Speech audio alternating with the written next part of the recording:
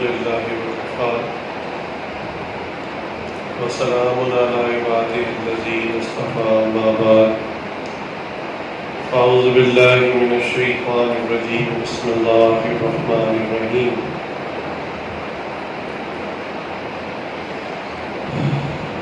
يا أيها الذين آمنوا اتقوا الله وكونوا مع الصادقين وقال الله تعالى في مقام آخر قد أفلح من زكاها سبحان ربك رب العزة عما يصفون وسلام على المرسلين والحمد لله رب العالمين اللهم صل على سيدنا محمد وعلى آل سيدنا محمد وبارك وسلم اللهم صل على سيدنا محمد وعلى آل سيدنا محمد وبارك وسلم اللهم صل على سيدنا محمد وعلى آل سيدنا محمد وبارك وسلم. جو مضمون گزشتہ مجلس میں ہم نے شروع کیا تھا وہ یہ تھا کہ انسان کے اوپر اپنے ارد گرد کے ماحول کا اور ارد گرد رہنے والے انسانوں کا اثر ہوتا ہے. انسان کو اللہ تعالیٰ نے بنایا ہی اتنا فلیکسیبل ہے، اتنا ورسٹائل ہے کہ یہ ارد گرد کے ماحول کو اپنے اندر سمیٹ کر اس کے مطابق ایڈجسٹ کرنے کی کوشش کرتا ہے. اور اللہ تعالیٰ نے انسانی دماغ میں ایک پروگرام رکھا ہوا ہے جس کو کہتے ہیں سیلف کریکشن، اپنی اصلاح. یہ سسٹم اللہ نے ایسا رکھا ہے، اس کو سیلف لرننگ کہہ لیں، سیلف کریکشن کہہ لیں، اپنا احتساب کہہ لیں، کوئی بھی نام دے لیں، لیکن اللہ نے ہر انسان کے اندر یہ ایک نظام رکھا ہوا جس کی وجہ سے انسان اپنے ارد گرد کے ماحول سے اثر لیتا ہے اور اپنے اندر اس کے مطابق تبدیلی کو پیدا کرتا ہے. اب یہ الگ بات ہے، ارد گرد کا ماحول اچھا ہوگا تو یہ سیلف لرننگ کے ذریعے اچھی صفات اپنے اندر لانے کی کوشش کرے گا کہ بھی دائیں بائیں سب لوگ یہی کام کر رہے ہیں تو مجھے بھی کرنا چاہیے. اور اگر ارد گرد کا ماحول ہی خراب ہو، کوئی شخص چوروں میں، ڈاکوؤں میں، بدماشوں کے علاقے میں پیدا ہوا، اب سارا محلہ سب لوگ ایک ہی کام کر رہے ہیں، تو وہاں پر سیلف لرننگ یہ ہوتی ہے کہ میں اسی لائن میں کوئی بڑا کارنامہ کروں، ان سے بھی آگے نکل جاؤں. تو انسان کی فطرت ہے. اس کو ہمارے بزرگوں نے مثال یوں دی کہ پانی ہے، پانی کو آپ کچھ بھی نہ کریں، صرف اس کا انوائرمنٹ، اس کا ماحول، دوسرے لفظوں میں اس کی صحبت بدل دیں. کیا کریں؟ پانی کو اٹھا کے فریزر میں رکھ دیں. آپ نے پانی کو کچھ نہیں کیا، صرف اس کی انوائرمنٹ، اس کا ماحول بدل دیا. تو اس نے اس ماحول کے اثر کو قبول کرنا شروع کیا اور پانی سے جناب برف بن گیا. اب آپ کیا کریں؟ دوبارہ اس برف کو ایک نئے انوائرمنٹ میں، ایک نئی صحبت میں لے جائیں. اس کو آگ کے اوپر رکھ دیں، کسی برتن میں ڈالیں برف کو اور چولہے کے اوپر رکھ دیں، آگ کے اوپر رکھ دیں. تو کیا ہوگا؟ اب دوبارہ ایک ماحول آیا. اب اس پانی نے جو برف بن چکا تھا، اس نئے ماحول کے اثرات کو پھر لینا شروع کیا اور وہ پانی پگھلنا شروع ہوگا، وہ برف پگھلنی شروع ہوگی، حتیٰ کہ پہلے پانی بنے گا اور اگر پھر بھی درجہ حرارت ملتا رہا تو بالآخر وہ پانی سارے کا سارا بھاپ بن جائے گا. تو دیکھیں، پانی سے برف کا بننا، برف سے بھاپ کا بننا، یہ ہے پانی ہی، لیکن اس کی صحبت، اس کا ماحول بدلا، اس کی وجہ سے اس نے اس چینج کو، اس اثر کو قبول کیا. جو بچے اسکولوں میں پڑھتے ہیں ان کو لیب میں ایکسپیریمنٹ بھی کرواتے ہیں، تجربہ بھی کرواتے ہیں. اس کو کہتے ہیں پروسیس آف کانڈینسیشن. تو ان کو کانڈینسیشن سکھاتے ہیں. کیا کرتے ہیں؟ بڑا سمپل سا ایکسپیریمنٹ ہے کہ ایک طرف ایک برتن میں پانی ہوتا ہے اور نیچے آگ جلاتے ہیں، اور آگے ایک ٹیوب ہوتی ہے جس میں اس پانی کی جو بھاپ بن رہی ہوتی ہے اس ٹیوب میں داخل ہو جاتی ہے، اور اس ٹیوب کے اندر جو ہے وہ اس کو ٹھنڈا کیا جاتا ہے. وہاں پہ اس ٹیوب کو ٹھنڈا کیا جاتا ہے تو بھاپ جو ہے وہ اس ٹھنڈک کی وجہ سے دوبارہ پانی کی شکل اختیار کرتی ہے، اور آگے ایک برتن ہوتا ہے اس میں قطرہ قطرہ وہ پانی دوبارہ جمع ہونا شروع ہو جاتا ہے. تو یہ بچوں کو سکھایا جاتا ہے. اس سے پھر آگے بہت ساری باتیں سمجھ میں آتی ہیں کہ بارش کیسے ہوتی ہے اور فضا کے اندر آلودگی کیسے ہوتی ہے اور فلاں فلاں. تو جیسے پانی کی یہ صرف بیان کی کہ یہ اپنے ارد گرد کا ماحول، اپنی صحبت کے اثرات کو قبول کرتا ہے، اسی طرح اللہ تعالیٰ نے انسان کے اندر بھی جو سیلف لرننگ موڈ رکھا ہے ہر دماغ کے اندر، تو وہ ارد گرد کے ماحول سے، صحبت کے اثرات سے اپنے آپ کو چینج کرتا ہے، اپ ڈیٹ کرتا ہے. آج کل تو اے آئی کا زمانہ ہے، آرٹیفیشل انٹیلیجنس پہ کام ہو رہا ہے. پہلے رپورٹس بنتے تھے، رپورٹس ایک مخصوص پروگرام کے پابند ہوتے تھے، بس جو پروگرام دے دیا اس پہ وہ کام کرتے جا رہے ہیں. لیکن اب انہوں نے کہا کہ رپورٹ سے آگے ہمیں چلنا چاہیے کہ رپورٹس میں ایسا سسٹم لگایا جائے کہ یہ خود بھی کوئی سوچے. یہ نہیں ہے کہ جو اس کو بتایا بس لکیر کے فقیر کی طرح وہ کرتا چلا جائے. تو اس کو اپنے دماغ سے بھی کچھ سوچنا چاہیے. تو اس میں بھی انہوں نے اس طرح کے سافٹ ویئر رکھے ہیں، اس طرح کے پروگرام رکھے ہیں کہ وہ اپنے کیمرے کے ذریعے اور اپنے مائک کے ذریعے ارد گرد کی آوازیں سنتا ہے. سامنے جو بندہ بات کر رہا ہو یا جو ایکشنز کر رہا ہو اس کو دیکھتا ہے، اور اس کے مطابق سیلف لرننگ سے سمجھتا ہے اور فیصلہ کرتا ہے کہ مجھے اب کیا بیہیو کرنا ہے، اس کے ساتھ کیسے معاملہ کرنا ہے. تو آج کل اس پہ بھی کام ہو رہا ہے. تو بہرحال انسان کی جبلت میں، فطرت میں اللہ نے یہ چیز رکھی. اچھا، اس کے یہ ایک بیسک پروگرام ہے، بہت قیمتی چیز ہے. لیکن مسئلہ یہ ہے کہ جس کو نیک صحبت مل گئی، پیدائشی طور پہ مل گئی، یا اس نے خود جا کر نیک صحبت کو اختیار کرنا شروع کر دیا، تو اس کے اس سیلف لرننگ موڈ کے ذریعے اصلاح ہونی شروع ہو جائے گی. اور جس بندے کو پیدائشی طور پر بری صحبت ملی، یا وہ جان بوجھ کر بالغ ہونے کے بعد اس نے ایسے دوست بنا لیے، ایسے لوگوں سے تعلق جوڑنا شروع کر دیا کہ جو اور جن کے معاملات اچھے نہیں ہیں، تو اس کی بھی ٹریننگ ایسی ہی شروع ہو جائے گی اور یہ ان سے بری چیزوں کو سیکھنا شروع کر دے گا. یہ بڑی سادہ سی بات ہے. لیکن اس سادہ سی بات کے لیے اللہ تعالیٰ نے قرآن کریم میں جو لفظ استعمال کیا، اور جگہ جگہ اس لفظ کو آپ سنتے ہیں، جس کو ہم کہتے ہیں سیلف پیوریفیکیشن، اپنے آپ کو صاف کرنا، اپنے آپ کو صاف ستھرا کرنا. عام زبان میں اس کو کہتے ہیں صاف ستھرا کرنا. اور اللہ تعالیٰ نے قرآن کریم میں اس کے لیے جو لفظ استعمال کیا وہ تزکیہ کا لفظ استعمال کیا. قد افلح من زکا، کہ فلاح پا گیا، یعنی کامیاب ہو گیا وہ شخص جو صاف ستھرا ہوا. صاف ستھرے سے مراد یہ نہیں ہے کہ بندہ جا کے غسل خانے میں نہا دھو لے، نئے کپڑے پہن لے تو یہ آخرت میں کامیاب ہو جائے گا. ایسی بات نہیں ہے. یہ صفائی ستھرائی تو بعض کا کفار میں بہت زیادہ ہوتی ہے. یہاں جو صفائی سے مراد ہے، تزکیہ سے مراد ہے، یہ باطن کی صفائی، قلب کی صفائی، نفس کی صفائی.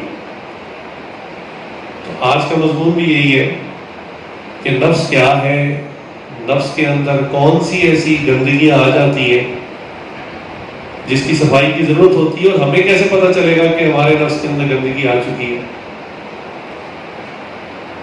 چنانچہ نبی اکرم صلی اللہ علیہ وسلم کی بھی اس بارے میں حدیث مبارکہ ہے. آپ صلی اللہ علیہ وسلم نے ہر شخص کو اپنی اصلاح کرتے رہنا اور پھر اپنا جائزہ لیتے رہنا، اس کو کہتے ہیں محاسبہ کرنا. اس کے متعلق یہ ارشاد فرمایا، حاسبوا انفسکم قبل ان تحاسبوا، کہ تم اپنا محاسبہ کرتے رہو، اپنے آپ کو دیکھتے رہو، اپنے نفس کو، اپنی ذات کو چیک کرتے رہو، دیکھتے رہو، محاسبہ کرتے رہو، اس سے پہلے کہ تمہارا محاسبہ کیا جائے. قیامت کے دن تو پھر اللہ تعالیٰ فرشتوں سے کہیں گے نا، ذرا دیکھو اس کا نام ہے کیا کیا لکھا ہوا ہے، اور اس کے ہاتھوں کے، ٹانگوں کے، کانوں کے، آنکھوں کے تمام میموری کارڈ کھولو، اس کے اندر ریکارڈنگ ہو رہی ہے. اور یہ اعضاء جن کے لیے، جن کی لذت کے لیے ہم گناہ کرتے ہیں، تو یہی ہمارے خلاف گواہ بنتے ہیں. ان سب کے اندر اللہ تعالیٰ نے میموری کارڈ لگایا ہوا ہے، یہ ہر چیز کو ریکارڈ کر رہے ہیں. اور یہ تمام اعضاء قرآن کریم کے اندر آتا ہے کہ اس دن جو ہے زبان کو تالا لگا دیا جائے گا، زبان کچھ نہیں بول سکے گی، اور یہ اعضاء بولیں گے، انسان کے خلاف گواہی دیں گے. لہذا ران بولے گی، شرمگاہ بولے گی، آنکھیں بولیں گی، کان بولیں گے، ہاتھ بولیں گے. انہوں نے جو جو کام ان سے کروائے گے، اس انسان نے ان اعضاء سے جو کام کروائے، تو یہ اس کی وٹنس، اس کی گواہی دیں گے، اور وہ سارا ڈیٹا پیش کر دیں گے. اب انسان پھنس جائے گا، کیونکہ انسان کی عادت ہے کہ جب بھی وہ کسی ایسی سچویشن میں آ جائے، ایسی صورتحال میں آ جائے جہاں اس کو پتا ہو کہ اب پٹائی ہوگی، تو فوراً جھوٹ بول دیتا ہے. اور جھوٹ بولنے کا عمل زبان سے ہوتا ہے اور انسان کے ارادے سے ہوتا ہے. لیکن اگر نہ زبان سے پوچھا جائے اور نہ انسان کے ارادے کا پوچھا جائے، بلکہ ڈائریکٹ ڈیٹا ان اعضاء سے اٹھا لیا جائے جن اعضاء سے یہ کام کروائے گئے ہیں، تو بتائے پھر بندہ کہاں جائے گا؟ یہ بڑے بڑے لوگ بعض اوقات جرائم کے لیے آگے مختلف لوگوں کو استعمال کرتے ہیں، چوریوں کے لیے، ڈکیتیوں کے لیے، بعض اوقات کسی کو قتل کروانے کے لیے کوئی بندہ ہائر کر لیتے ہیں. اب جب پولیس جگہ جگہ چھاپے مار رہی ہوتی ہے نا، تو وہ بندہ جان بچانے کے لیے نا خود اپنی گرفتاری دے دیتا ہے، اور خود گرفتاری دے کے وہ وعدہ معاف گواہ بن جاتا ہے. اس پہ اس کو رعایت بھی ملتی ہے، پلی ملتی ہے کہ جی خود چل کر تھانے آیا اور اس نے کہا کہ اگر آپ مجھے معاف کر دیں تو میں اصل مجرم کا پتہ بتا دیتا ہوں. اور یہ باقاعدہ قانون کے اندر ایک شک ہے جس کی وجہ سے واقعتاً اس کو رعایت دی جاتی ہے. بعض کا سزا بالکل معاف کر دی جاتی ہے، بعض کا سزا میں کمی کر دی جاتی ہے کہ ٹھیک ہے اصل مجرم تو کوئی اور ہے، اور یہ اس کا آگے بندہ تھا جس کو وہ استعمال کر رہا تھا. تو یوں سمجھیں قیامت کے دن یہ سارے اعضاء جن کی لذت کے لیے ہم گناہ کرتے ہیں، تو یہ وعدہ معاف گواہ بن جائیں گے، کہیں گے یا اللہ ہم آپ کو سب کچھ سچ سے بتا دیتے ہیں کہ اس نے ہم سے کیا کیا کروایا، اس نے کیا آرڈر دیا. اور اسی کو فری ول بھی کہتے ہیں، آزادی دنیا میں اسی کو کہتے ہیں کہ اللہ نے عقل سمجھ دی اور وحی کی ہدایت دی، اچھا برا بتا دیا، اور آپ کے جسم کو اور جسم کے تمام اعضاء کو آپ کے تابع کر دیا. آپ آنکھ کو جس طرف لے جانا چاہیں لے جا سکتے ہیں، جہاں دیکھنا چاہیں دیکھ سکتے ہیں، اس کو آنکھ کو روکا نہیں. آنکھ کو بند کرنا چاہیں تو اللہ نے اس کے اوپر کور لگا دی، شٹر لگا دی کہ آپ اگر کوئی چیز نہیں دیکھنا چاہتے تو آنکھوں کو بند کر دیں. آپ جو چیز سننا چاہیں آپ سن سکتے ہیں، پاؤں کے ذریعے جہاں چل کے جانا چاہیں چل سکتے ہیں، اور ہر قسم کی گناہ یا نیکی وہ آپ کر سکتے ہیں. اسی کو آزادی کہا، اسی کو چھوٹ کہا، اور یہی ہمارا امتحان ہے. تو یہ اعضاء جن کی لذت کے لیے ہم سب کچھ کر رہے ہیں اور ہم سوچتے ہیں کہ دیکھو ہم تو سارے گناہ کرتے ہیں، مجھے کوئی نہیں پکڑ رہا، کبھی پکڑ نہیں رہا لیکن سب کچھ دیکھ رہا ہے. اللہ تعالیٰ اپنے بارے میں قرآن کریم میں جگہ جگہ ارشاد فرماتے ہیں نا، سمیع بصیر، کہ میں سب کچھ سن بھی رہا ہوں، سب کچھ دیکھ بھی رہا ہوں، ریکارڈنگ ہو رہی ہے. اب اللہ تعالیٰ نے ہمیں ایک ٹائم دیا ہے کہ ٹھیک ہے اس ٹائم میں یہ جو کرنا چاہتا ہے کر لیں. بعض اوقات کسی مجرم کو، بڑے مجرم کو پکڑنا ہونا تو پولیس کیا کرتی ہے کہ اس کے لیے ٹریپ بچھاتی ہے, جال بچھاتی ہے, ایسے کہ اس کو گناہ کا یا جرم کا موقع خود دے دیتی ہے, اور وہاں پر خفیہ کیمرے لگے ہوتے ہیں اور بندے پہلے سے چھپے ہوتے ہیں. تو وہ بندہ عادت کے مطابق آ کر وہی جرم وہاں کرتا ہے اور وہ ہر چیز ریکارڈ ہو جاتی ہے.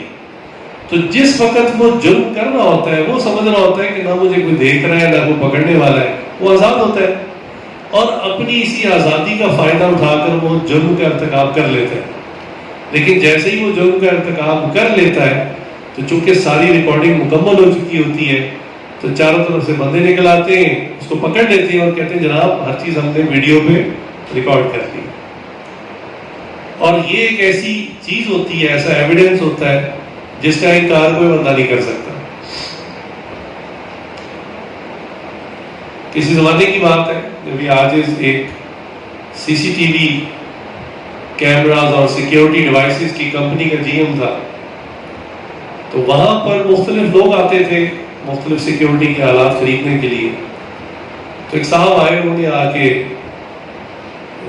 تقاضا کیا کہ جی ہماری دکان پر جو ہمارا اپنا سیلز مین ہے جو کیش پہ کھڑا ہوتا ہے, ہمیں اس کے اوپر شک ہے. ہم جب کیش کو کاؤنٹ کرتے ہیں تو کچھ نہ کچھ کمی ضرور ہوتی ہے, لیکن ہم اس کو رنگے ہاتھوں پکڑنا چاہتے ہیں, پکڑ نہیں پا رہے. اتفاق ہے اس وقت چونکہ یہ ڈیوائسز اتنی ایڈوانس نہیں ہوئی تھی, اب تو خیر بہت ایڈوانس ڈیوائسز آ رہی ہیں. اس وقت ایک چھوٹا سا کیمرہ تھا جس کے اندر میموری کارڈ لگ جاتا تھا اور بیٹری آپریٹڈ تھا. وہ آپ کہیں بھی چھپا دیں تو وہ اس جگہ کی چھوٹی سی ویڈیو بھی بنا لیتا تھا اور تصاویر بھی کھینچ لیتا تھا. میں نے ان کو بتایا کہ یہ ایک ڈیوائس ہے. خیر انہوں نے وہ لے لی, چلے گئے. کچھ عرصے کے بعد واپس آئے کچھ اور سامان لینے کے لیے. میں نے پوچھا جی آپ جو پہلی ڈیوائس لے گئے تھے کیمرہ, وہ آپ کا مسئلہ حل ہو گیا؟ کہنے لگے ہاں جی وہ بندہ پکڑا گیا. میں نے پوچھا جی کیا واقعہ ہوا؟ انہوں نے کہا کہ ہم نے رات کے وقت میں آ کے وہ جو کیش کاؤنٹر ہوتا ہے اس کے اوپر کہیں خفیہ جگہ پر وہ کیمرہ لگا دیا, اور اگلے دن آ کر ہم نے ڈھیر سارا کیش خود ہی جان کے چھوڑ دیا. ہم نے کاؤنٹ کیا ہوا تھا لیکن ہم نے ایسے چھوڑ دیا جیسے ہم لاپرواہ ہوئے. اس سے 2 بھائی تھے, تو دونوں بھائی جو ہے وہ کیش چھوڑ کے اسی ملازم کے پاس, اور ہم چلے گئے جان کے. اب اس کو پورا موقع دیا کہ یہ واردات کرے, چونکہ کرتا تھا. اب کہنے کے اللہ کی شان اس نے عادت کے مطابق وہ کیش نکالا اور جیب میں ڈال لیا. بظاہر دیکھنے والا کوئی نہیں تھا لیکن کیمرے میں ہر چیز ریکارڈ ہو گئی. کہنے کہ ہم چند گھنٹوں کے بعد واپس آئے, اس کو کسی کام سے بھیجا اور کیمرے کو جب لگا کر دیکھا تو اس میں ہر چیز واضح تھی. اب جب وہ آیا تو ہم نے اس کو کہنا شروع کیا کہ دیکھو ہمارا اتنے عرصے سے کیش کم ہو رہا ہے اور ہمیں سمجھ نہیں آ رہی تھی, لیکن ہمیں اب یقین ہو گیا ہے کہ تم اس کو چراتے ہو. تو کہنے لگے وہ اتنا یعنی غصے میں آ گیا اور ریئیکٹ کرنے لگا کہ آپ کا خیال ہے کہ میں چور ہوں اور مجھ پہ چوری کا الزام لگا رہے ہیں. کہنے لگے وہ تو الٹا پڑنے لگ پڑا ہمیں. کہنے لگے ہم بڑے مطمئن تھے, ہم نے اس کو پیار سے کہا کہ دیکھو نہ ہم نے پولیس کو بلانا ہے, نہ بس تم اقرار تو کر لو نا. تو کہنے لگا آپ مجھ پہ جھوٹا گواہ پیش کریں, گواہ بار بار کہتا تھا گواہ پیش کریں. تو کہنے لگے ہم اس کو پیار سے سمجھاتے رہے, کچھ دیر وہ نہ سمجھا. ہم نے کہا اچھا ذرا یہ دیکھنا. تو کہنے لگے اسکرین کے اوپر ہم نے صرف وہی ریکارڈنگ چلا دی, ایک لفظ بھی نہیں کہا. تو کہنے لگے اس نے خود دیکھا کہ وہ کھڑا ہوا ہے اور اس نے موقع پا کے رجسٹر کھولا, اس میں سے کیش نکالا, جیب میں ڈالا اور اس کو دوبارہ بند کر دیا. تو کہنے لگے ابھی ایک طرف اتنی بحث کر رہا ہے اور اتنا غصے میں آ رہا ہے, صرف یہ اس نے دیکھا تو دیکھتے ہی ایک دم اس کی آواز بدل گئی, آنکھوں میں آنسو آ گئے اور اس کا سر جو تھا شرم سے جھک گیا اور کہنے لگا جی مجھے معاف کر دیں. تو دیکھیے اللہ تعالیٰ بھی دنیا کے اندر انسانوں کو بھیج کر اللہ نے ہمیں فری ول دی ہے, اختیار دیا ہے کہ ہم جو کرنا چاہتے ہیں ہم کر لیں. بظاہر ایسا نہیں ہوگا کہ ہم کوئی غلط کام کر رہے ہو تو فرشتہ فوراً آئے گا, ڈنڈا ہاتھ میں مارے گا یا کوڑے سے پٹائی کرنا شروع کر دے گا. نہیں, یہ تو معاملہ غیب کا ہے. اسی لیے کہ آپ کو جو ہے وہ اختیار دی ہے, جو کرنا چاہتے ہیں کریں, اور ریکارڈنگ ہر چیز کی ہو رہی ہے. اور قیامت کے دن جب نامہ اعمال انسان کو ملے گا تو نامہ اعمال کے بارے میں قرآن کریم کے اندر خود یہ بیان ہوا کہ انسان اس کو دیکھ کر خود کہے گا کہ یہ کیسی کتاب ہے، تعجب کا اظہار کرے گا، کیسی عجیب کتاب ہے کہ اس نے ہر چیز میری واضح دکھا دی، نہ میرا کوئی چھوٹا عمل چھوڑا نہ میرا بڑا عمل چھوڑا۔ آج کی زبان میں اگر سمجھنے سمجھانے والی بات کریں تو سمجھیں جیسے آج کل چھوٹی سی کوئی ٹیبلٹ ہوتی ہے، کوئی ڈیوائس ہوتی ہے، وہ بندے کو پکڑا دیتے ہیں، اس میں اس کی پوری زندگی کی ریکارڈنگ ہوتی ہے، تو جہاں سے چاہے وہ اس کو دیکھ لے تو اس میں سارے اچھے اعمال بھی آ جاتے ہیں، برے بھی آ جاتے ہیں۔ واللہ عالم نامہ اعمال کی شکل میں ہوگا، لیکن ایسا ہوگا کہ انسان اس کو دیکھ کر انکار نہیں کر سکے گا۔ جیسے میں نے اس چور کی مثال دی کہ جب اس نے آنکھوں سے دیکھ لیا سب کچھ کرتے ہوئے، اس کی ریکارڈنگ ہو گئی، تو بالکل اس کا انداز اور اس کی آواز بدل گئی۔ تو اللہ تعالیٰ بھی قیامت کے دن ہمارے خلاف گواہوں کو پیش کریں گے، اور سب سے پہلا گواہ خود ہمارا جسم ہے، کیونکہ یہ اللہ تعالیٰ کی مخلوق ہے، اللہ کا پیدا کرتا ہے، اس لیے اللہ تعالیٰ کا پابند ہے، ہمارا نہیں۔ ہم چاہیں گے بھی کہ بھی یہ خاموش ہو جائے، اس ٹائم یہ اعضاء ہمارے خلاف گواہی نہ دیں، تو ہمارا یہ معاملہ نہیں چلے گا۔ یہ اللہ نے دنیا میں ہمیں اختیار دیا ہے کہ ہم اس کو کس طرح استعمال کرتے ہیں۔ اسی لیے حدیث مبارکہ میں آیا کہ اس سے پہلے کہ تمہارا حساب کتاب کیا جائے تم اپنا حساب کتاب خود کر لو۔ بڑے بڑے اداروں میں، کمپنیز میں ایسا ہوتا ہے کہ ان کی رجسٹریشن ہوتی ہے مختلف چارٹرڈ اکاؤنٹنٹ کمپنیز کے ساتھ، اور وہ لوگ آ کے ان کا سالانہ آڈٹ کرتے ہیں۔ آڈٹ کا مطلب ہوتا ہے احتساب، اچھا بھی کیا چیز خریدی، کتنے میں خریدی، اور وہ اب کہاں ہے۔ تو ہر چیز کا ثبوت دینا پڑتا ہے، پورا لیجر سامنے رکھنا پڑتا ہے، ایک ایک چیز کی رسید دکھانی پڑتی ہے۔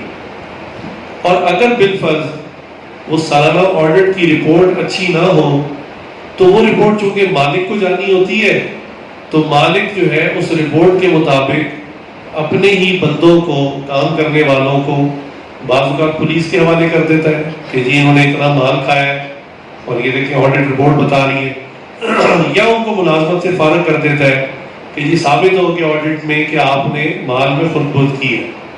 تو یہ سالانہ آڈٹ ہوتا ہے، اور یہ اتنا اہم ہوتا ہے کہ اس آڈٹ سے پہلے وہی کمپنی والے، ادارے والے اپنے طور پر اپنی چیزوں کو چیک کر رہے ہوتے ہیں۔ اس کو کہتے ہیں سیلف آڈٹ یا انٹرنل آڈٹ۔ تو کہتے ہیں اس سے پہلے کہ دوسرے لوگ آ کے ہمارا حساب کتاب کریں، اور انہیں تو نہ ان کے چہرے پہ مسکراہٹ ہونی ہے اور نہ وہ رشوت قبول کریں گے، وہ تو آ کر کہیں گے فلاں فلاں رسیدیں دکھاؤ، فلاں فلاں حساب دکھاؤ، اور ذرا 19-20 ہوئی تو فوراً وہ رپورٹ میں نیگیٹو لکھ دیں گے۔ تو کیا کرتے ہیں وہ پھر انٹرنل آڈٹ کرتے ہیں، آپس میں احتساب کرتے ہیں، وہ خود ہی کہتے ہیں کہ اچھا فلاں چیز لاؤ چیک کریں، فلاں رسید لاؤ، ایک ایک کاغذ کو وہ پورا کر رہے ہوتے ہیں۔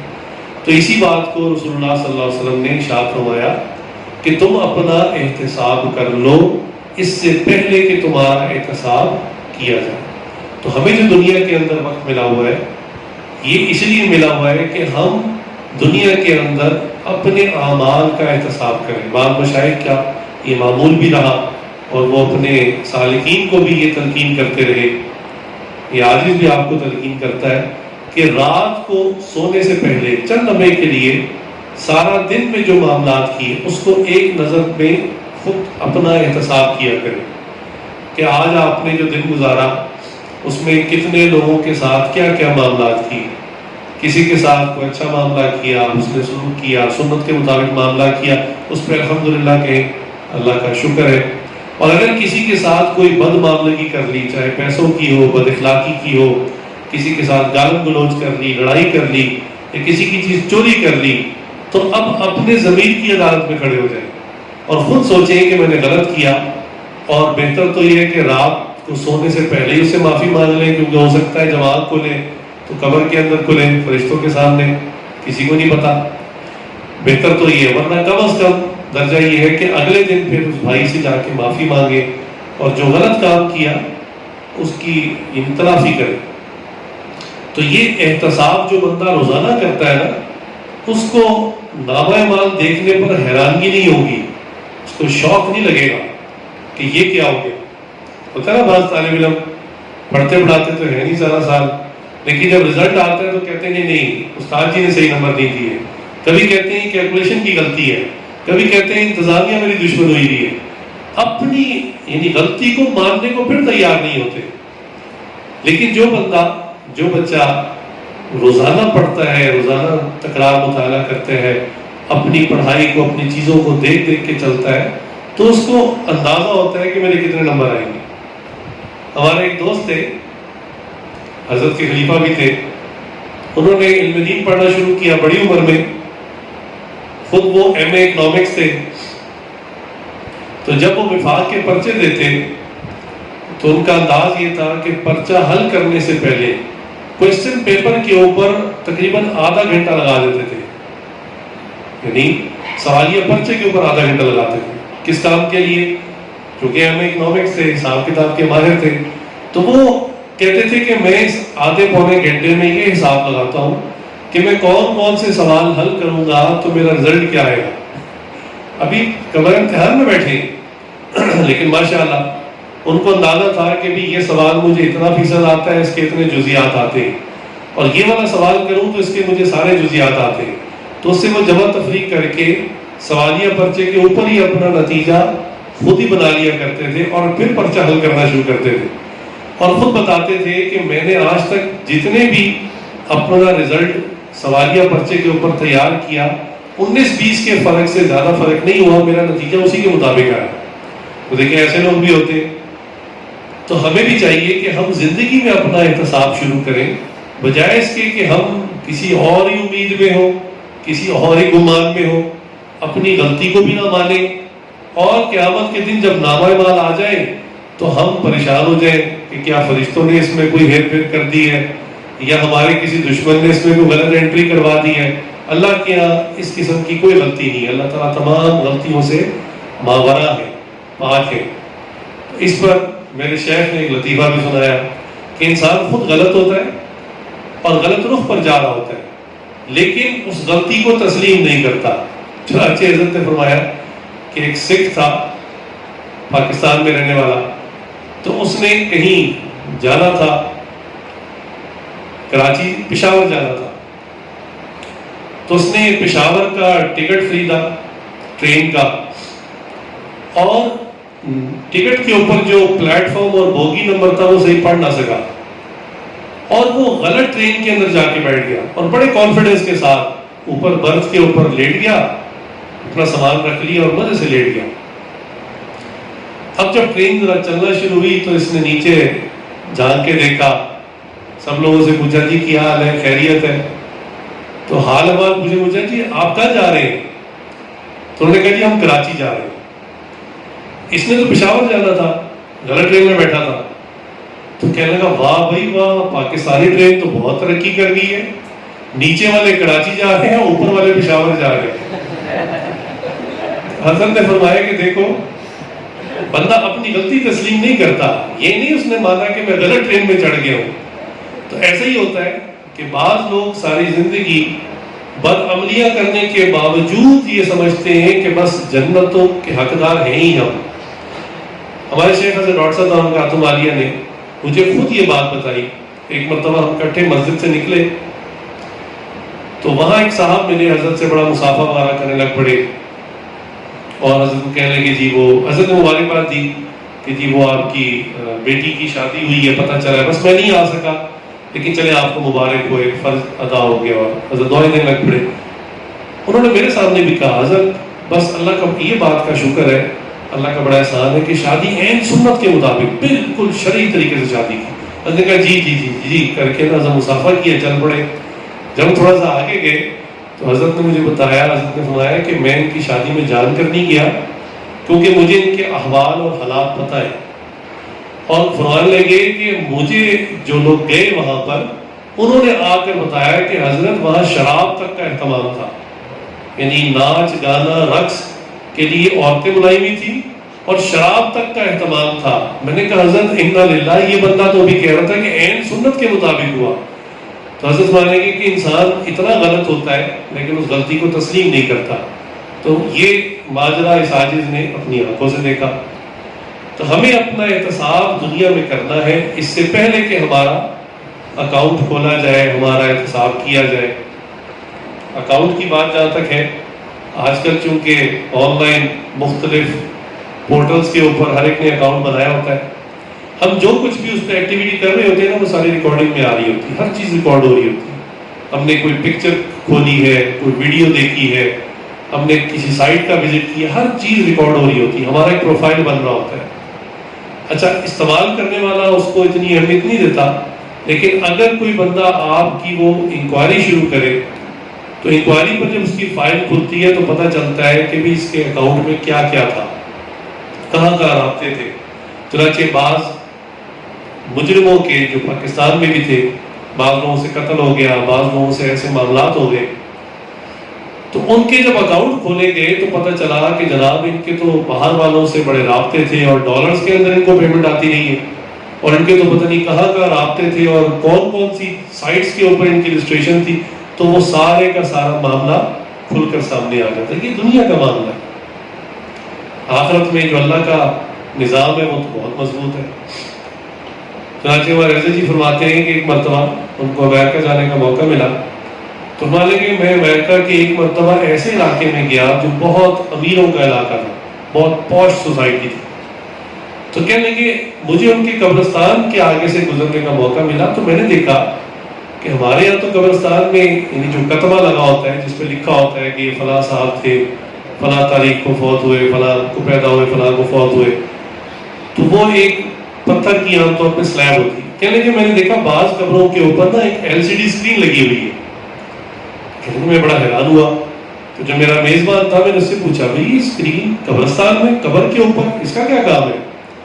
تو کہنے لگے کہ حضرت یہ بعض لوگوں نے جو امیر ترین لوگ ہیں انہوں نے اپنی مرنے والوں کی قبر پہ اسکرین لگائی ہے، ساتھ ایک چھوٹا سا بٹن ہے، اگر جو بندہ ان کی قبر پہ جاتا ہے، چونکہ ان کے یہاں فاتحہ پڑھنے کا، قرآن پڑھنے کا تو کوئی رواج ہے نہیں، اب وہاں جا کے وہ کیا کرتے ہیں، اس کی یاد تازہ کرتے ہیں، وہ بٹن دباتے ہیں، اور اسکرین کے اندر انہوں نے میموری کارڈ میں اس بندے کی زندگی کی جو اہم واقعات تھے اس کی چھوٹی چھوٹی تصویریں اور فلمیں ڈالی ہوئی ہیں۔ مثلاً جب یہ بچہ تھا، پیدا ہوا، اس وقت کی چند تصویریں، پھر یہ چند سال بڑا ہوا، کھیلتے وقت کی تصویریں، پھر اسکول جانا شروع ہوا، پھر مثلاً کالج جانا شروع ہوا، پھر کوئی کاروبار شروع کیا، تو زندگی میں جو اس نے تصویریں اور ویڈیوز کھینچی ہوئی تھی وہ ساری فلم چلنی شروع ہو جاتی ہے۔ اور پھر آخری میں یہ بیمار ہوا، اور بیمار ہونے کے بعد ہسپتال میں بستر مرگ پر، اور پھر کس طرح یہ مر گیا اور کیسے اس کو دفن کیا گیا۔ تو کہنے کہ حضرت یہ 4 سے 5 منٹ کی ویڈیو ہوتی ہے جس میں اس کی پیدائش سے لے کر مرنے تک کے سارے احوال اسکرین پہ آ جاتے ہیں۔ حضرت مانے کہ میں نے کہا اللہ اکبر، دیکھو انسان نے آج اپنے لیے خود یہ حجت بنا لی کہ انسان کی زندگی کی پوری فلم وہ خود آج بنا کر دکھا رہا ہے، ایک بٹن دبانے پر اس کی زندگی کے جو اہم واقعات ہیں وہ 5 منٹ میں سارے ہو کر پیدائش سے لے کر فوتگی تک کے سارے احوال نظر آ جاتے ہیں۔ اللہ تعالیٰ بھی ایسا نام اعمال ہمارے ہاتھ میں پکڑائیں گے کہ ہماری بھی پیدائش سے لے کر مرنے تک کے تمام احوال اس کے اندر لکھے ہوں گے، اور بندہ حیران ہوگا کہ یہ کیسا نام اعمال ہے، اس نے نہ میرا کوئی چھوٹا عمل چھوڑا نہ بڑا عمل چھوڑا۔ تو اس لیے اس نام اعمال کو جھٹلانے کی ہمارے پاس کوئی آپشن نہیں۔ جیسے وہ چور جس نے خود دیکھ لیا ویڈیو میں اپنے آپ کو چوری کرتے ہوئے، تو پھر وہ شرمندہ ہوا، معافی والے اس مطالبے پر آ گیا۔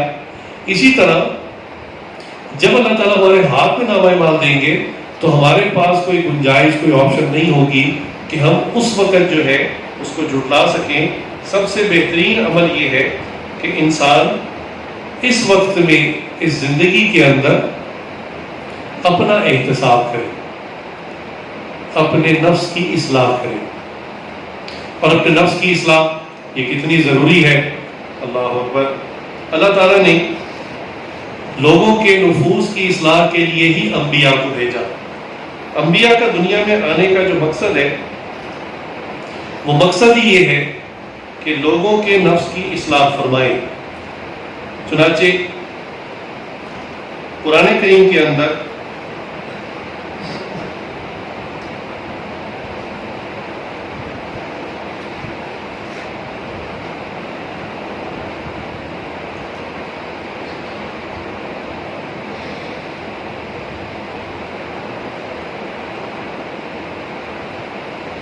قرآن کریم کے اندر سورہ بقرہ کے اندر حضرت ابراہیم علیہ السلام کی ایک دعا لکھی ہوئی ہے. حضرت ابراہیم علیہ السلام نے اللہ تعالیٰ سے بیٹے کی درخواست کی کہ اللہ مجھے بیٹا عطا فرما، وہ نبی ہو، اور وہ نبی اس قوم کے لیے کیا کیا خدمات تھے. چنانچہ سورہ بقرہ کے اندر ہے ربنا وابعث فیہم رسولا منہم یتلو علیہم آیاتک، کہ اللہ آپ اس قوم کے اندر ایک رسول کو بھیجیے جو کیا کرے، ان کے اندر ان کے سامنے آپ کی آیات پڑھ کر سنائے، وَيُعَلِّمُهُمُ الْكِتَابَ، اور ان کو کتاب کا علم عطا کریں، والحکمہ، اور حکمت کی باتیں سکھائیں، وَيُزَكِّيهِمْ، اور ان کا تزکیہ بھی کریں، ان کے نفس کی اصلاح کریں. اِنَّكَ أَنْتَ عَزِيزٌ الحکیم، یہ سورہ بقرہ کی آیت ہے جو انہوں نے دعا کی قوم کے لیے کہ یا اللہ اس قوم کو ایسے ایک نبی عطا فرما. تو ترتیب یاد رکھیے کہ سب سے پہلے کیا دعا مانگی کہ ان کو کتاب کی آیات پڑھ کر سنائے، دوسرا ان کو کتاب کی تعلیم دیں اور ان کو حکمت کی باتیں سکھائیں، اور چوتھے نمبر پہ کہا کہ ان کا تزکیہ نفس کرے. اللہ تعالیٰ نے ان کی اس دعا کو قبول کر لیا، لیکن دعا قبول بھی فرمائی اور ان باتوں کا ذکر بھی دہرایا، لیکن اللہ تعالیٰ نے ترتیب کو بدل دیا. جو چیز سب سے اہم تھی اللہ تعالیٰ نے اس کو پہلے نمبر پر لے آئے، جو اس سے کم تھی اس کو دوسرے پہ، پھر تیسرے پہ، پھر چوتھے پہ. چنانچہ اللہ تعالیٰ نے سورہ بقرہ کے اندر ارشاد فرمایا کما ارسلنا فیکم رسولا منکم یتلو علیکم آیاتنا، جو اس قوم کے سامنے ہماری آیتوں کو تلاوت کر کے دکھائے، وَيُزَكِّيكُمْ، اور تم لوگوں کی اصلاح کرے، تمہارے نفس کی اصلاح کرے، تزکیہ کرے. پھر تیسرے نمبر فرمایا وَيُعَلِّمُكُمُ الْكِتَابَ، اور اس کے بعد تیسرے نمبر پہ فرمایا کہ کتاب کا علم عطا فرمائے. پھر فرمایا وَالْحِکْمَةَ، اور چوتھے نمبر فرمایا کہ حکمت کی باتیں سکھائے، اور فرمایا وَيُعَلِّمُكُمْ مَا لَمْ تَكُونُوا تَعْلَمُونَ، اور فرمایا کہ ان باتوں کو علم دے جن باتوں کا تم لوگوں کو علم نہیں ہے. تو اس سے قرآن سے تزکیہ نفس کی اہمیت کا اندازہ کیجئے کہ ابراہیم علیہ السلام خود نبی ہیں، قوم کی اصلاح کے لیے اللہ تعالیٰ سے دعا کر رہے ہیں اور ایسے بندے کی درخواست کر رہے ہیں جو کتاب پڑھائے، حکمت سکھائے، تزکیہ نفس کرے. اللہ تعالیٰ نے تزکیہ نفس کو چوتھے نمبر سے اٹھا کر دوسرے نمبر پر لے آئے اور فرمایا کہ بالکل تزکیہ نفس کرے اور یہ زیادہ اہم ہے. تو تزکیے کی اہمیت کا قرآن کریم سے اندازہ کر لیجیے. اس کے علاوہ قرآن کریم میں تیسرے پارے میں سورہ عبسہ ہے، اس کے اندر ایک واقعہ ہے. واقعہ یہ کہ نبی اکرم صلی اللہ علیہ وآلہ وسلم بڑے بڑے جو کفار تھے، سردار، ان کو لے کر بیٹھے ہوئے تھے اور ان کو دین اسلام کی دعوت دے رہے تھے. ویسے تو یہ لوگ جلدی قابو نہیں آتے تھے، اپنے آپ کو تکبر کی وجہ سے سوچتے تھے کہ ہم ان کی بات بھی کیوں سنیں. لیکن نبی صلی اللہ علیہ وسلم نے کسی طرح ان کو اکرام کے ساتھ دعوت دے کر بلایا، بٹھایا. یہ اس وقت کی بات ہے جب حضرت عباس علیہ السلام بھی مسلمان نہیں تھے، یہ بھی ان میں بیٹھے ہوئے تھے، اور اس میں ابو جہل، ابو لہب، اس قسم کے بڑے بڑے لوگ تھے. یہ ہر ایک بندہ سردار تھا اور ان کے پیچھے کئی کئی گاؤں تھے. ایک بندہ کلمہ پڑھتا تو کئی ہزاروں انسان جو ہے وہ مسلمان ہو جاتے. تو آپ صلی اللہ علیہ وسلم اسی چاہت کے اندر اس موقع کی تلاش میں تھے، نہ جانے کتنا عرصہ محنت کرتے رہے، اور بالآخر یہ لوگ اس پر آ گئے کہ چلے ہم آپ کی بات کم از کم سن لیتے. لہٰذا آپ صلی اللہ علیہ وسلم ان کو اکٹھا کر کے بٹھا کر ان کو دین اسلام کی دعوت دے رہے تھے، ان کو بات کر رہے تھے کہ اچانک وہاں سے ایک صحابی آئے جو نابینا تھے، حضرت عبداللہ رضی اللہ عنہ. تو یہ جب وہاں سے آئے تو وہ چونکہ نابینا تھے، ان کو تو نہیں پتا کہ نبی صلی اللہ علیہ وسلم کس کے ساتھ بیٹھے ہیں، کیا بات کر رہے ہیں. وہ گھر سے نکلے، گرتے پڑتے، ان کے دل میں کچھ سیکھنے کا شوق ہوا، قرآن کی کوئی آیت سیکھنے کا شوق ہوا، یا نبی صلی اللہ علیہ وسلم ویسے نصیحت کریں تو میرا اور تزکیہ ہو. اسی شوق سے وہ نابینا آدمی کے لیے آپ کو پتا ہے کہ کہیں پہنچنا کتنا مشکل ہوتا ہے، تو وہ ٹٹولتے ٹٹولتے جو ہے ڈرتے ڈرتے کہ کفار نہ دیکھ لیں اور میں کسی گڑھے میں نہ گر جاؤں، کسی جگہ چوٹ نہ لگ جائے، تو وہ ڈرتے ڈرتے تیزی سے چلتے ہوئے بہرحال رسول اللہ صلی اللہ علیہ وسلم کی صحبت میں پہنچے. اب ان کو نہیں معلوم کہ آگے نبی صلی اللہ علیہ وسلم اس قسم کی اہم ترین مجلس میں بیٹھے ہوئے ہیں اور آپ سے کلام فرما رہے ہیں. تو انہوں نے جاتے ہی ایک دم سے کلام شروع کر دیا کہ یا رسول اللہ آپ مجھے وہ سکھائیں جو اللہ نے آپ کو سکھایا. اب انٹرپٹ کر دی، ایک دم سے بات توڑ دی. تو نبی صلی اللہ علیہ وسلم کو یہ خیال ہوا کہ بھی میں اتنے بڑے بڑے سرداروں کو بڑی مشکل سے اکٹھا کر پایا ہوں، اور اس ایک ایک آدمی کے پیچھے ہزاروں لوگ ہیں، ایک کلمہ پڑھے گا ایک بدلے گا تو ہزاروں لوگ مسلمان ہو جائیں گے، اور یہ تو اپنے ساتھی ہیں، مسلمان ہیں، کلمہ گو ہیں، ان کو میں کسی بھی وقت میں سمجھا سکتا ہوں. تو آپ صلی اللہ علیہ وسلم کو ان کے اس طرح بار بار سوال کرنے سے، انٹرپٹ کرنے سے ناگواری ہوئی. اللہ تعالیٰ نے اس سارے منظر کو قرآن کریم کی سورۃ عبسہ کے اندر تفصیل کے ساتھ بیان کیا، اور اللہ تعالیٰ نے اپنے محبوب سے محبوبانہ خطاب کیا کہ کیوں آپ نے تیوری چڑھائی، کیوں آپ نے آپ کے چہرے پہ تغیر آیا کہ جب آپ کے پاس ایک مسلمان آتا ہے اور وہ آپ سے بات کرتا ہے تو اللہ تعالیٰ اس میں ساری بات فرما. چونکہ یاد رکھیں انبیاء کے جو معلم ہیں، انبیاء کے جو استاد ہیں براہ راست اللہ تعالیٰ ہوتے ہیں، دنیا میں کوئی کا استاد نہیں ہوتا. تو اللہ تعالیٰ ان کو ہر بات سکھاتے ہیں، سمجھاتے ہیں. تو اللہ تعالیٰ ان کو بتا رہے ہیں کہ دیکھو ایک بندہ ہے جو نابینا ہے، گھر سے چلا، خوف بھی ہے، اندھیرا بھی ہے، اور چوٹ لگنے کا بھی ڈر ہے، یہ بھی ڈر ہے کہ کفار اس کو تنگ نہ کریں، اور وہ طلب لے کر آتا ہے، شوق سے آ رہا ہے، اور اس لیے آ رہا ہے کہ اس کا تزکیہ نفس ہو جائے، اس کے اندر اور بہتری آ جائے، نکھار آ جائے. اور آپ اس کی طرف سے چہرہ پھیر کر ان لوگوں کی طرف چہرہ کرتے ہیں کہ جو اسلام کی کوئی پرواہی نہیں کرتے. ان کے تکبر کی وجہ سے ان کی حالت ہے کہ وہ آپ کی بات سننا نہیں چاہتے، اور وہ جو ہے وہ انتہائی لاپرواہی کے ساتھ، بے پرواہی، بے دھیانی کے ساتھ بیٹھے ہوئے ہیں، تنگی کے ساتھ بیٹھے ہوئے ہیں، اور آپ ان کی طرف توجہ کر رہے ہیں. لہٰذا فرمایا کہ یہ جو مسلمان آیا اس کو سمجھانا دین کی بات ان کافروں کے مسلمان ہو جانے سے بھی زیادہ افضل ہے.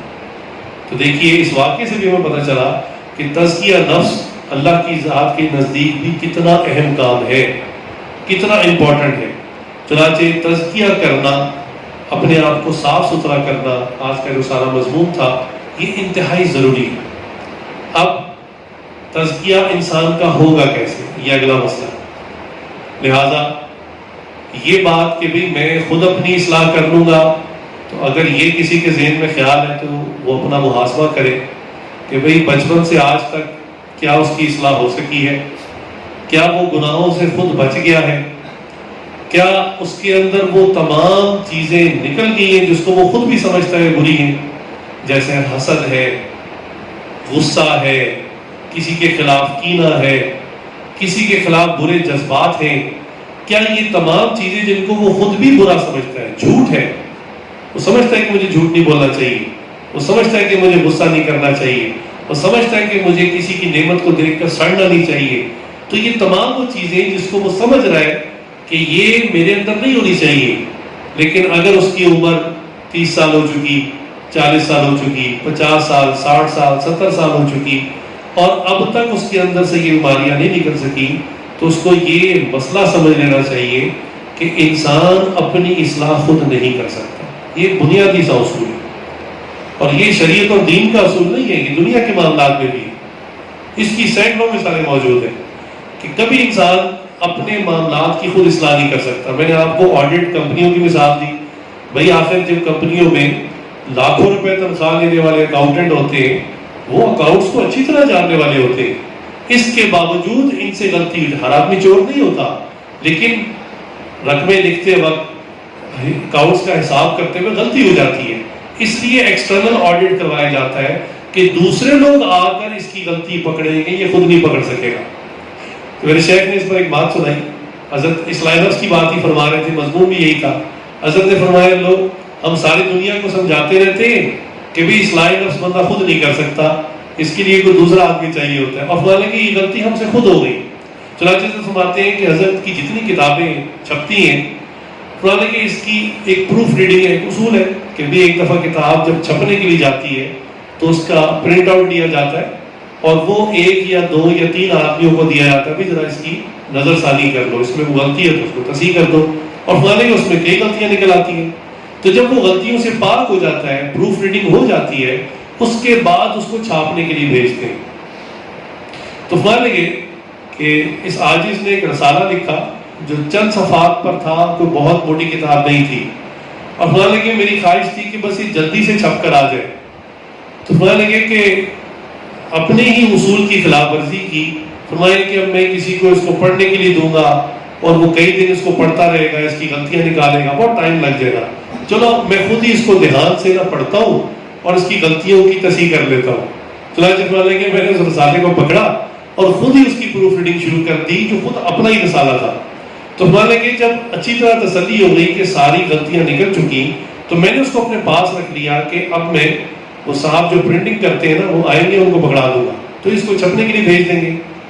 کہنے لگے اتفاق کی بات ہے کہ مجھے اس دن ایک مفتی صاحب ملنے کے لیے آئے تو وہ اپنے کسی معاملے کے لیے تھے، لیکن کہنے لگے میں کسی کام میں مصروف تھا. تو میں نے اس کو کہا نوجوان کو کہ بھی مفتی صاحب کو بٹھائیں، پانی وغیرہ پلائیں، اور جب تک میں فارغ ہوتا ہوں تو وہ جو فارغ بیٹھے ہیں تو ان کو کہیں یہ رسالہ دیکھیں اور اگر کہیں کوئی غلطی ہو تو اس کو نشان لگا دیں. بلکہ میں نے ایسے ہی کہا کہ رسالہ دیکھیں، اس رسالے میں اگر کہیں کوئی غلطی ہو، چونکہ فرمانے کہ میری دانش میں تو کوئی غلطی تھی نہیں، تو فرمانے لگے کہ اس پہ نشان لگا دیں. کہنے کہ میں اپنے کام میں مصروف ہو گیا. تقریباً آدھے گھنٹے بعد جب میں فارغ ہوا، مفتی صاحب کو بلایا، ملاقات ہوئی تو رسالہ ان کے ہاتھ میں تھا. تو میں نے پوچھا مفتی صاحب رسالہ چھپنے کے لیے بھیج دیں، کوئی غلطی تو نہیں ہے؟ تو کہنے لگے مفتی صاحب نے رسالہ میرے آگے کیا. فرمانے کہ اللہ اکبر، جب میں نے اس کو کھولا تو ہر صفحے پر کئی غلطیاں تھیں، نشان لگے ہوئے تھے اور غلطیاں بالکل ٹھیک پکڑی تھی. تو کہنے لگے اس دن پھر جو ہے وہ سر پر ہاتھ مارا اور کہا کہ لوگ ساری دنیا کو سمجھاتے ہیں کہ انسان اپنا تزکیہ، اپنی اصلاح خود نہیں کر سکتا، اور آج خود ہی یہ غلطی کرنے لگے تھے. اچھا ہو گیا کہ مفتی صاحب آ گئے تھے اور اس کتاب کی جو ہے پروف ریڈنگ کروا لی اور ان غلطیوں سے بچ گئے، ورنہ یہی چھپ جانی تھی. تو یہ یہاں پر ہم آج کا مضمون ختم کرتے ہیں. انشاءاللہ آئندہ مجلس میں یہ بات جاری رہے گی. بس اتنا سمجھ لیں کہ محاسبہ کرنا انتہائی ضروری ہے. اگر آج ہم اپنا محاسبہ نہیں کریں گے تو اللہ تعالیٰ ہمیں ایسے نہیں چھوڑ دیں گے. قیامت کے دن ہمارا محاسبہ کیا جائے گا، ہمارے جسم سے اعمال کو نکالا جائے گا، ہمارے نامہ اعمال سے ہر باریکی سے ہر چیز کو نکالا جائے گا، حتیٰ کہ دل میں جو کیفیات ہیں، جو خیالات ہیں، جو خواہشات ہیں، ان کو بھی نکال لیا جائے گا اور اللہ تعالیٰ ہر چیز کھول کر سامنے رکھ دیں گے. تو اس سے پہلے کہ ہمارا فائنل آڈٹ ہو، اس سے پہلے ہمیں اپنا انٹرنل آڈٹ کر لینا چاہیے، اپنا ذاتی محاسبہ کر لینا چاہیے. اور ہمیں جب نظر آئے کہ ہمارے اندر بہت ساری خرابیاں ہیں اور نفس کی بہت ساری شرارتیں ہمارے اندر موجود ہیں، تو اس کی اصلاح کی فکر کرنی چاہیے. اور یاد رکھیے کہ بندہ اپنی اصلاح خود نہیں کر سکتا. اسی کے اوپر انشاءاللہ آئندہ مجلس میں بات کریں گے. وآخر دعوانا الحمدللہ.